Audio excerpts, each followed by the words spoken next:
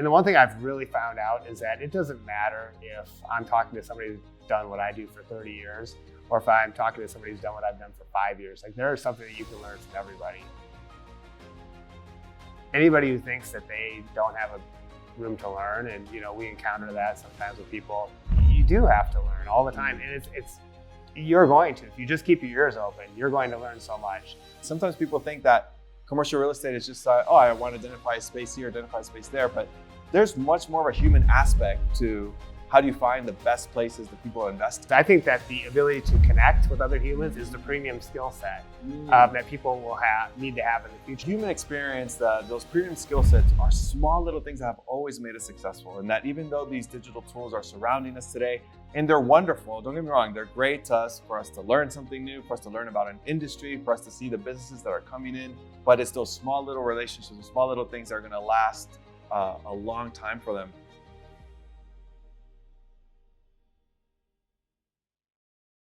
We just wrapped up the conversation with Tom Wolf, one of the commercial real estate agents that is seeing a booming industry here in Arizona. We spoke about not only the investments that are happening in this location, but more importantly, what does that mean to the future of the human experience and the work that we get to do? And more importantly, what are those premium skill sets that we see that were needed not only years ago, but are absolutely needed today? Please enjoy this episode. Welcome back to the Future Human Experience podcast. I am your host, Eric Rodriguez. I am very excited for our conversation today. I have a fellow friend, a person that's been in the forefront of the transformation of our wonderful state here in Arizona. Tom Wolf, welcome to the Future Human Experience. Eric, thank you so much for having me. I'm always excited to talk to you. You and I have had so many conversations over the years about a variety of topics. And then when you asked me to come on this podcast, just really, really cool. I was telling my wife about it. I'm like, geez, I said, I know the guests that Eric has. And so I just really want to, just be able to go ahead and have a great conversation with you. We do this a lot informally. Yes. So to get the opportunity to do it here in the studio it's really, really something different. It's very cool. Well, thank you so much, Tom, for that. I know we've had a lot of coffee conversations, a lot of barbecue conversations. Maybe one of these days, yes, we'll have it. We'll have some, multiple cameras around us with some beers and some coffees. Yeah. But one of the things that really got me excited about having this conversation today is that, you've been part of this of Arizona for a long time, right? For your whole life, basically. 35 years. 35. Yeah. Oh, 35 years, yeah.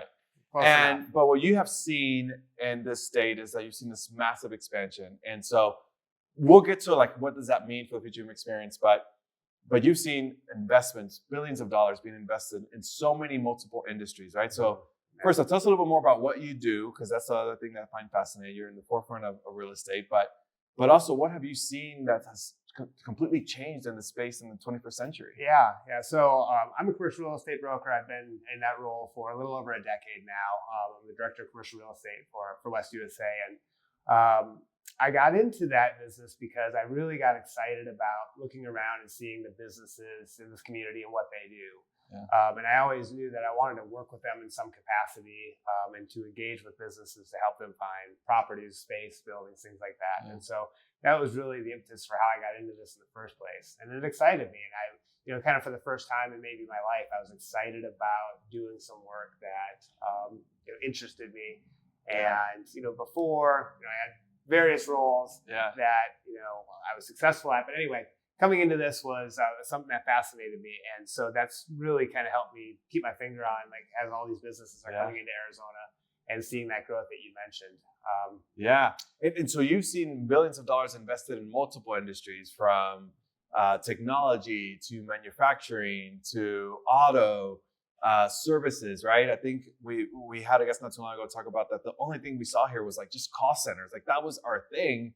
And now you've seen this expansive growth. Tell us a little bit more about what does that mean for how you are not only learning about these industries, but how are you serving these multiple customers that have all these different needs? Sometimes people think that commercial real estate is just, I want to identify a space here, identify a space there. But there's much more of a human aspect to how do you find the best places that people invest in? Yeah, very much so. And let me back up just one step if I can. So you're right in that the transformation of this state and this city has been remarkable in the sense that we were a tourism town before, and our biggest industries were tourism and house construction, building houses. And that was really the key drivers. And so, when the economy, it took its hit before, we had nothing to really sustain us. And now this market, this economy has built itself back up so much better in that all the technology investment that you've mentioned, the medical investment, the hospitals, the research, all of that is here now. So it's given us a much more resilient economy.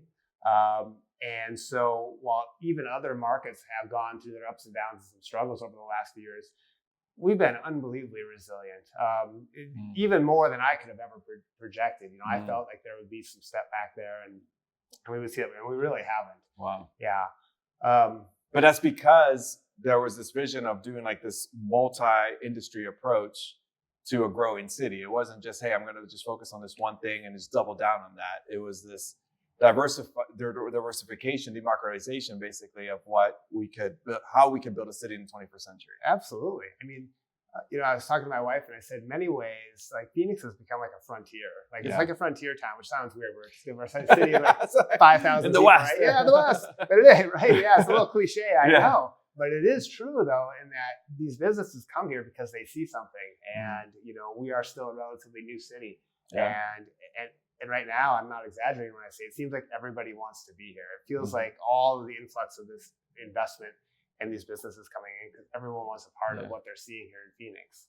And it's sometimes hard to put my finger on, like, what is that exactly? Like, what is it that they are liking about us? I mean, there are some obvious infrastructure advantages and location advantages to being here, but what is it that they really love about it? So and what have you seen, Tom, and how you've been serving them, right? I think that's been one of our conversations also as we had in the past is that you've also seen an evolution of how you are serving people in these and this new economy that is now getting digitized in all ways that we've seen. But your work is a very human-centered work. Can you tell us a little bit more about how that has evolved in time and how your perspective has evolved in time? Absolutely. So one of the big challenges in my role is that I have to learn what it is these businesses even do to begin with, like, and the people within them and how they're going to use the properties that we find for them. So I'm working with people and with companies that I don't know anything about what they do, frankly. Like when I take that engagement, it's like a learning curve over and over and over again as I meet them. But I love that part of it. And that is where you are helping to understand, like, what is going to be important to you going forward? Like, what's going to make you guys successful in this? So that I can be a part of it. Obviously, their location, the sites that they choose, it's a huge part of their success. So I continue to really like engaging with people on that and sitting down with them. We insist on sitting down with people, for half an hour before we even, start their engagement, learning everything we can about their business possible. Yeah. So you're asking to basically be a partner to a certain extent, right? So like that relationship we're trying to build is much more of a human relationship than a transactional relationship. It definitely is. I mean, we are using it to not only learn, but also to start establishing trust. Obviously, we want them to trust that we are going to be able to, fulfill their engagement, go out and find them a site. It's just so critically important to their success here. And a lot of times, when we get these clients, it's a first meeting. And so to ask for that trust with such a huge responsibility right out of the gate, it's a big ask. Yeah. So, but that's always our goal. Yeah. And so what I'm listening to also is that the industry you're in, as you're building out, all these investments, you're also challenging yourself to be basically a lifelong learner. Is that now a skill set that is needed and in this human-centered serving world that you see that your industry moving into? Yeah, it is. I mean, anybody who thinks that they don't have a room to learn, and we encounter that sometimes with people, that they will tell you, I've been doing this for 30 years. We've all had that person tell us that before, and nothing makes me cringe more than hearing that, because you do have to learn all the time, and it's you're going to, if you just keep your ears open, you're going to learn so much. Even though I may know more about real estate than the clients I'm working with, right? I mean, they're the ones who understand how they're going to ultimately be successful in the spaces that we send them. So we better listen, because if we're not listening, we're going to put them in the wrong location, the wrong sites, things like that. So and it's not just learning from them; it's even learning about my industry. So. And the one thing I've really found out is that it doesn't matter if I'm talking to somebody who's done what I do for 30 years, or if I'm talking to somebody who's done what I've done for 5 years. Like, there is something that you can learn from everybody. And you don't have to take everything that they say and say, well, I'm going to do it just like that, or I'm going to do it just like this. Like, I'm a guy who likes to take little nuggets out of things. Like when I read a book, there's probably, in a 500-page book, there's probably 4 pages that I try to take out and incorporate into my everyday life, awesome. and leave the other 496, right? Yeah.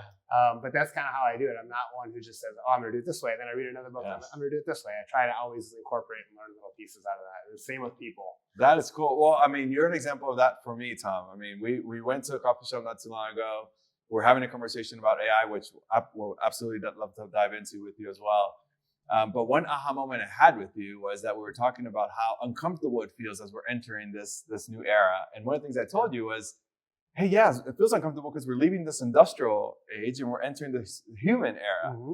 And it kind of just clicked right there. And I was like, wait, I don't think I've ever said those things out in public. And that has now become a thing that I've been starting to focus on about not just what we're building, but why is it uncomfortable to build it? Because we're leaving behind something that we have built. Not only our companies were built out for decades, our industries were built, our cities were built on that approach. Yeah. And now it feels a little bit uncomfortable because it's vastly different in the era that we're entering today. Yeah, it feels unpredictable, right? So I think a lot of people have this uneasiness about trying to understand, like you said, we're trying to get our arms around with where we are now, but also what is coming, and it's coming at us fast, right? Yeah. So that's really making people very uncomfortable, I think.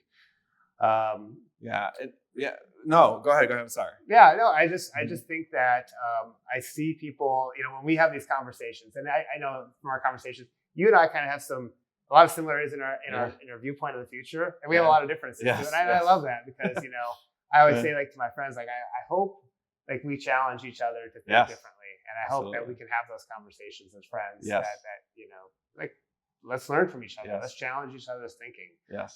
And you always do that with me, and I hope I do that with you. Absolutely. And that's why I enjoy these conversations so much. Yeah. Yeah. Tom, what has been one of those things that either in our conversations or in conversations with others that you're kind of like, man, I appreciate that perspective, or one of the things that maybe we differ today that, we're more than happy with, we have a few cameras around us that you're like, hey, I want to share this with the rest of the world, or just have that difference of a perspective when it comes to either the future or where we're at in the present. Mm-hmm. Yeah, I think, one of your perspectives that I've always appreciated is kind of your optimism. And when you look ahead and you've really, well, let's back up for a second. People fear change, right? Yes. And I think that you've always kind of been, you've tried to shine a light on hey, there doesn't need to be fear, right? Yes. There are opportunities with change. And I agree with that aspect of it. Even though everybody's natural instinct is fear change, right? We all recoil from it. Human condition. Yeah. But you have the ability to, I think, really bring some calm to the situation, help people understand where those opportunities are. Yes. And that's what I like. So, you and I have talked about a couple different industries that you've spoken at conventions and conferences and shown them hey, this is what the human experience really looks like. Here's what as you call it, the premium experience looks like, right? And I love that word. And ever since you kind of taught me that word of the human experience is a premium experience, not to steal your tagline. No, that's awesome. Take it. But I'm probably your biggest advocate of using that line out there because anyway, that's what I appreciate about you is that optimism and understanding that no matter what happens, humans will always be at the center of this. Yeah. No, and I appreciate that. And I think part of that starts with conversations that we're open enough to have those conversations first, right? Because I think sometimes, yes, we could get bogged down or concerned enough. I mean, I think even when we got together, we realized that we were trying to do it for 3 months. Yeah. I know. Because we have our kids, we have all this other stuff or family. And so, sometimes that could just overwhelm us, right? Mm-hmm. And so I think what we try to do with this platform is just have those conversations and say, hey, how can we inspire a different perspective? Or how could we inspire someone to validate maybe their idea? Or just like I said, just learn from someone new, right? That they haven't seen. Sure. With that said, though, too, Tom, one of the things that brought us together years ago was our children, right? Our daughters are our best friends. Our daughters see each other every other month or so, and it seems that they haven't lost a beat, which is beautiful to see and inspiring to see. With that said, how do you see that work now as a parent? You have daughters as well that you're raising in this new world in this 21st century. With all these changes that you've been seeing, with industries and investments that you're seeing, what is your aspiration of what the future could be for them, for our children? Well, ultimately, I think, and I'm a bit of a contrarian on this, and that Sure. ultimately I think that, and what I try to teach my daughters is that some of the old school principles that have always made a person successful in life will still hold true in the future. And like, yes, you need to understand the technology, you need to understand the tools around you, but I still believe that at the end of the day, like the work ethic, the ability to connect with people, especially, and that's becoming more and more of a topic in our household, is that, you mentioned that the human experience is a premium experience. I think that the ability to connect with other humans is the premium skill set that people will need to have in the future. Like if you can do that, and I think that's already the case. If you can do that, if you can connect with other people, and that's not that easy for people anymore. Sure. Like the statistics are bearing out that our youth right now are really, really struggling to connect, like in a real personal way, online, sure, social media, all of that. And it's not favorable. I mean, the lack of connection, direct connection between people right now, in my opinion, is having some very negative consequences. Yeah. And the statistics support that. Yeah. So anyway, I really am encouraging her and trying to teach her that, connecting with people, whether that's, hey, go say hi to that person at the counter who's taking your order. Make sure you say hello to your teacher. Did you talk to a friend today? All of those things. Like that to me is going to be one of the most important skills that she carries in her life. That is a great reminder. Sometimes it's those simple things, right? Those simple human experiences we're trying to create that will now be considered a premium. It reminds me, not too long ago, my son got recognized, who you know very well. He got recognized at school because of doing those simple human things. A teacher came up to us and said, "Hey, you know what? I just always appreciate your son because he looks at me in the eyes every time he comes in. He says, 'Hello, Mrs.' And then when he leaves, he says, 'Thank you, Mrs.' Like every day." And for her, she's like, that is wonderful. Like, because we don't have that for all of our students. And again, I'm looking at it as a father, like, yeah, of course, that's what we have asked our children to do. But you don't consider that is now a premium skill set, to your point, that again is something simple that we could all just take our time to teach that, and it's important today. Right. It feels like a small thing, right? Like everything you just said feels like the smallest thing. Like that should almost be expected. Yes, yeah. But it set him apart in that moment. Yes. And even in the eyes of a teacher, what does that do for him going forward? Does he get extra opportunities maybe when they present themselves at school for him to go to do an extra task or to be recognized in a certain way? Just because he's already developing those little skill sets, that's a great point. That you've already kind of enabled him with. Yeah. So something basic that someone taught me, my dad taught me. I still remember vividly this day. We were at a restaurant, and the waiter comes and he serves us something, the appetizer, the drinks, or what have you. And then my dad asks him, he's like, "What's your name?" Right? Because the waiter forgot to say his name, and then so he says his name, and then the waiter walks away, and he tells me, he's like, "Eric, always ask for their name. And if they haven't told you their name, if they told you your name, always just refer them as their name. It's not Mr., it's not Miss. It's just say, oh yeah, hey, there's Tom. Tom, hey, can you help me out? Oh, thank you, Tom." Right? Just that little thing for the waiter. And I've done it for years now. I was probably 16, 17 years old when he taught me that. To this day, I've probably gotten maybe 2 or 3 dozen thank yous from those waiters, just saying, "Hey, thank you for saying my name today." I love that. I really love that. Right? Like just something super basic. Yeah. And now, of course, I teach that to my children, right? Or I try to at least role model it to them, right? Because I know it might be hard to say, "Oh, what was the lady's name?" or "What was his name?" But always just try to role model it, right? Because they're listening. Their children are listening and they're watching. They are, even when they don't indicate that they're listening in that moment, right? Which is usually. But they will repeat things back to you at a later 2 months or 2 years later that you're like, "Oh, they heard that." Yeah. And so I do love that.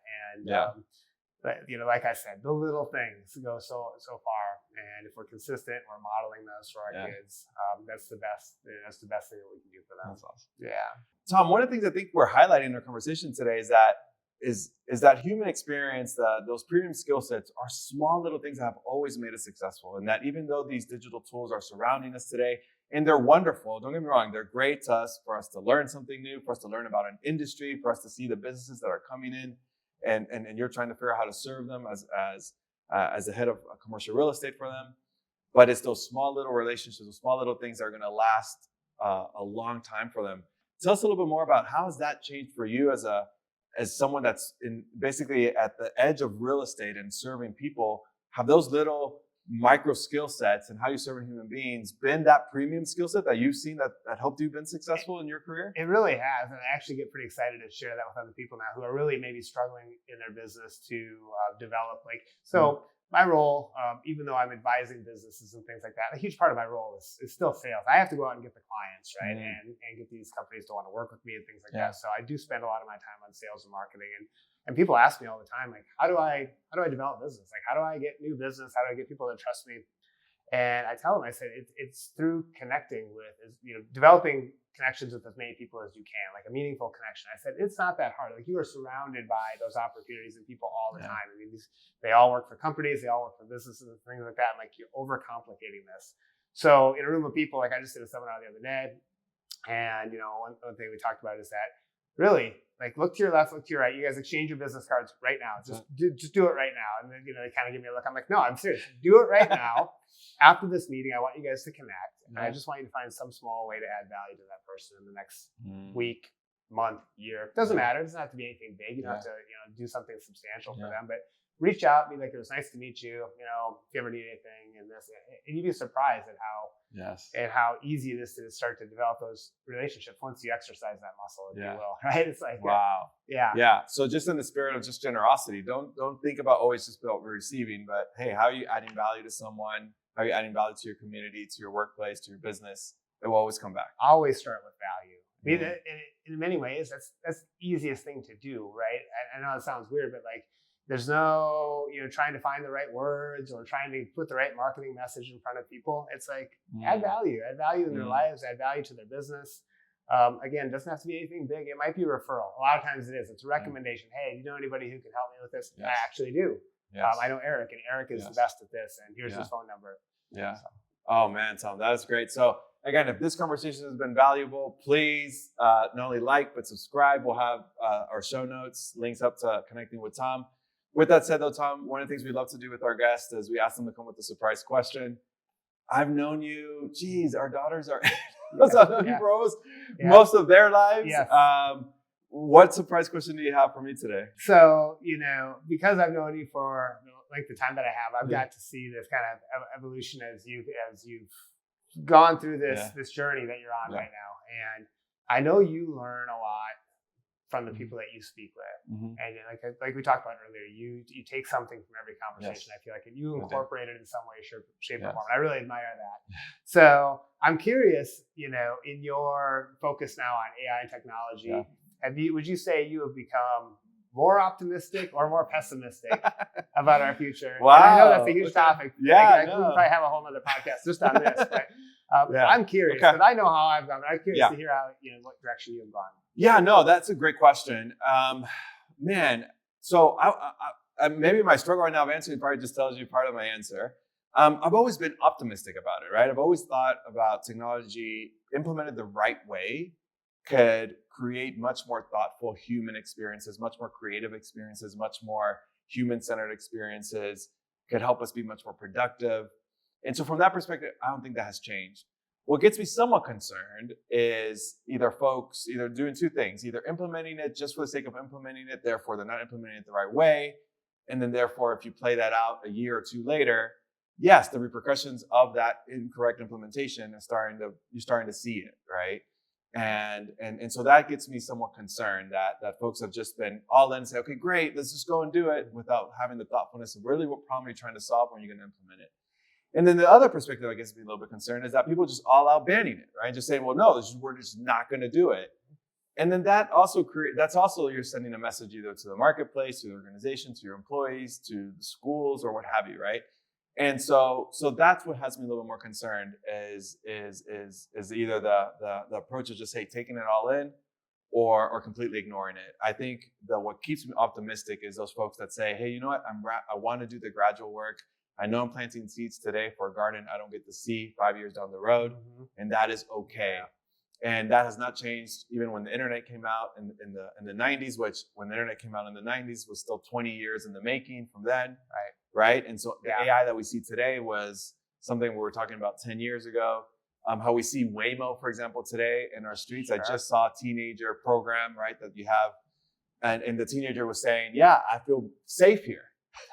So they're like, I just feel, Yeah. but you see it because it is a program that was implemented here and they grew up around Waymos for the last 10 years, right? Yeah. Probably since that child was 4 years old. Sure. And so it's also about how you gradually and thoughtfully implement these tools that matter the most. And I think if you're able to do that in a very thoughtful way, man, Tom, I'm telling you right now, that future for our children is extremely promising. And I firmly believe that. I love that. Yeah. I hope you're right. Yes. I hope you're right. You We're got it. counting on it. Well, Tom, Yes. thank you so much for being part of the Future Human Experience. How can people stay connected with you, follow your work? We'll have all the links into your show notes, but let us know how can people stay connected with you. Absolutely. So, companies, corporations, like I said, we specialize in helping them. You can always connect with me at my email address, which I'm sure you have in the show notes. Yes. That's the best way to contact me. And Okay. yeah, we work in all different types of industries, so love to connect. Awesome. Yeah. Tom Wolf, thank you for being part of the Future Human Experience. Thank you for having me. Awesome. Awesome. Thank you for listening to this episode. I'm inspired to hear that these conversations are resonating within our communities, our organizations, our companies, and our households all around the world. If you found this conversation to be valuable, please take the time to like, subscribe, and share it with someone else. I do believe that as the future gets much more digitized, it gives us an opportunity to be much more human as well. And these conversations are part of that journey. So if you're enjoying the content on this channel, please check out these videos. Thank you.